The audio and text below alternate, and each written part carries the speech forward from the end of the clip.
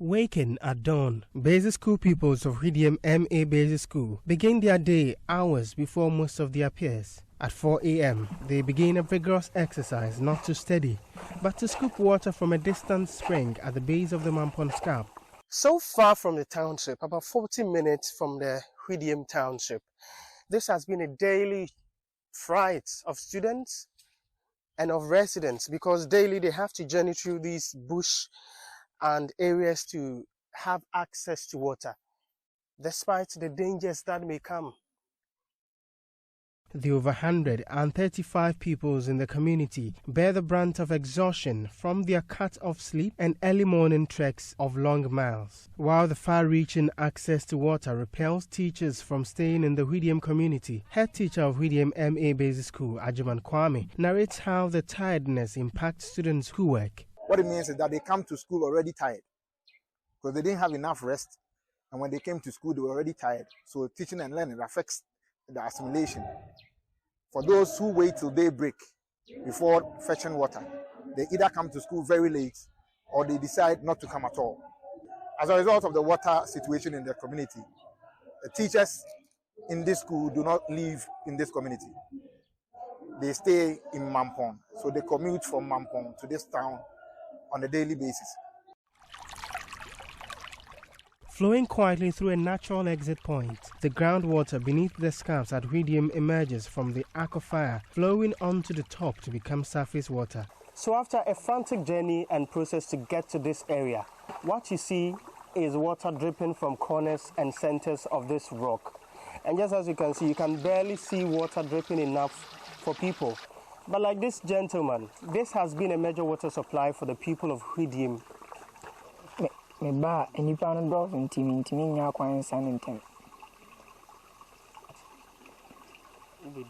I meet a lot of people here, and I don't leave early. I join very, very long queue every morning.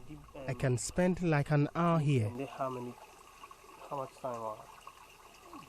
To spend it 1 hour per hour.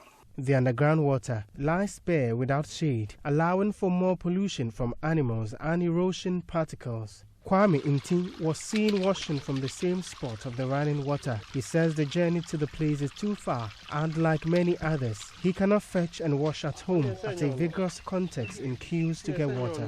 Nah, say person so for ban pay ada more village now has in Ninting.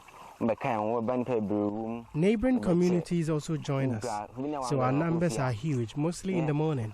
Sometimes you have to fight your way through. The assembly member of the Ninting electoral area, Nicholas Oseiusu, is calling for urgent assistance. He disclosed that engineers have identified suitable sites for drilling pipe-borne water, which would alleviate the crisis.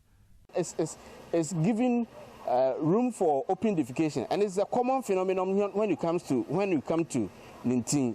And when we visited the water source, you saw for yourself it's within a slopy area. And so when they defecate in the nearby bushes and it rains, the runoff, it drags the feces along. So all these materials also contaminate the source. That also becomes our source of living, because they say water is life. It was so adventurous coming to Hwediem and Ninting electoral area in the Mampon municipality. But all the adventure has been about the dire crisis of water. Lives are at risk, so is the future of many young people. Reporting for Joy News, my name is Clinton Yeboah.